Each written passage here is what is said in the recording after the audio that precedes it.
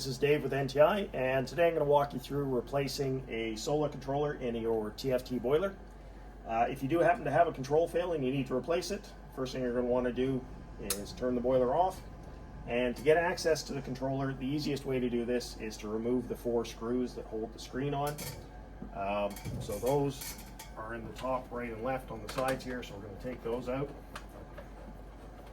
For the purpose of speeding up the video, I pre-removed the bottom screws on both sides. In some cases, you are going to have to remove this spark generator by removing this screw here and the one underneath to get to the bottom screw.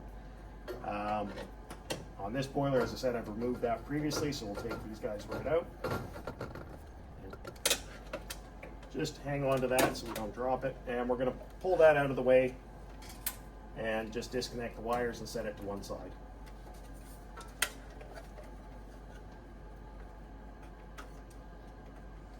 Remember, when you pull off the power switch wires, one of these is live, so just be careful. You don't want to let that drop and hit the cabinet because you might spark or do some damage. Now that we've uncovered the Sola, it's simply a matter of unplugging all the wires. They're all keyed so that they shouldn't be able to fit in the wrong slot.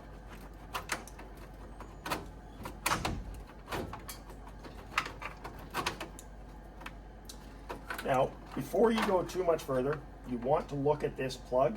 There is a wiring modification on some of these boilers. In pin 3, starting from the left here, 1, 2, 3, this one has a red wire, which is okay. Some of them had a black wire. If it did, you want to cut and remove the black wire.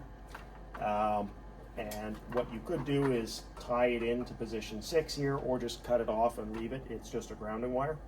But just make sure yours doesn't need the wiring modification. If you're not sure, check the instructions that came with your controller. So now that we've got all our plugs off, you reach around the side of this control. There's 2 little tabs. You want to gently sort of push on those and pull forward a bit. Your control is going to swing out like this. Once you get your new one, these are your 2 tabs here. So those are going to clip in, and then you push these 2 down to snap it back in place. And I like to just put my finger on those tabs just to make sure it snaps in securely, and then we'll plug everything back in. So now that those are all plugged in, we'll kind of route this wire out of our way, just so that we don't pinch it when we put the new control in, so we'll stick it between the electrical connectors there. Grab your screen again, plug the 2 power connectors in. Okay, we're going to plug our screen back in. If you have a helper, have them hold the screen. If not, you can just sort of hold it with your other hand there. And then we're going to plug this guy back in for the communication.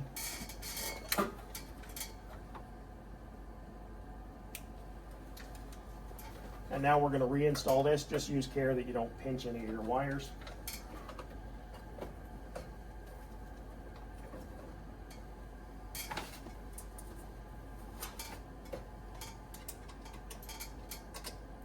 The screws that hold on the screen are self-tapping. If you're careful, you can often find the old threads and reuse them. If it goes in a bit crooked, don't worry, just tighten the screw up. It should cut its own thread again. Snug those down. You may need to adjust the screen a little bit so that it fits nicely in the front cover of the boiler. It is possible to move this back and forward about 1/8 of an inch or so just to make it fit the cover better.